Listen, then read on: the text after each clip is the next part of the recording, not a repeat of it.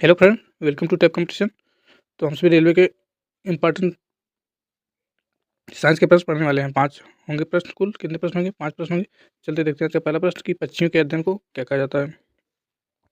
पक्षियों के अध्ययन को क्या कहा जाता है? पक्षियों के अध्ययन को हम ऑर्निथोलॉजी के नाम से जानते हैं। किससे? ऑर्निथोलॉजी के नाम से जानते हैं। फिर अगला प्रश्न देखेंगे। अगला प्रश्न है द्रव के ठोस में परिवर्तन को क्या कहते हैं? द्रव के ठोस में परिवर्तन को क्या कहते हैं बताइएगा? तो हिमीकरण हो जाता है। क्या? हिमीकरण हो जाता है। उसके बाद देखते हैं उद्योग में शक्ति की इकाई क्या है? उद्योग में शक्ति की इकाई आपका क्या हो जाता है? अश्व जूल हो जाता है। क्या? अश्व शक्ति हो जाता है।